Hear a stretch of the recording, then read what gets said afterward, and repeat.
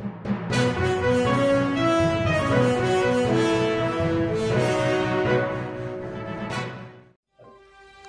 सोलापूर न्यूजमध्ये आपल्या सगळ्यांचं स्वागत। दक्षिण सोलापूर तालुक्यातील कुसूर गावामध्ये शेतकऱ्याने शेतात लिंबाच्या झाडाला गळफास घेत आत्महत्या केली।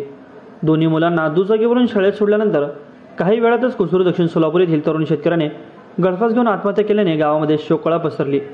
आत्महत्येची ही घटना शुक्रवारी सकाळी 11 वाजण्याच्या सुमारास घडली असून तरुण शेतकऱ्याने आत्महत्या का केली, आत्महत्येचं नेमकं कारण काय हे अद्यापही समजू शकलं नाही।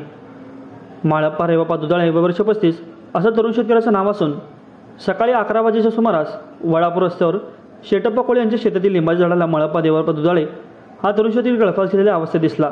विद्युत पंप चालू करण्यासाठी दुचाकीवरून निघालेल्या दुसऱ्या एका शेतकऱ्याने माळप्पा यांना लटकलेल्या अवस्थेत पाहिले। गावातील तरुण गळफास घेतल्याने त्यांनी आरडाओरडा सुरू केला। माळप्पाच्या नातेवाईकांना याची माहिती देण्यात आली। त्यानंतर इतर ग्रामस्थांनी माळप्पाचा मृतदेह खाली उतरून मंदिर प्राणी रुग्णालयामध्ये शवविच्छेदनासाठी पाठवून दिला। सकाळी माळप्पाने दोन्ही मुलांना दुचाकीवरून शाळेत सोडलं। त्यानंतर रस्त्यावर मित्रांशी गप्पा मारत तो शेताकडे गेला। अर्ध्या तासातच त्याने गळफास घेतल्याची बातमी गावामध्ये पसरली गेली।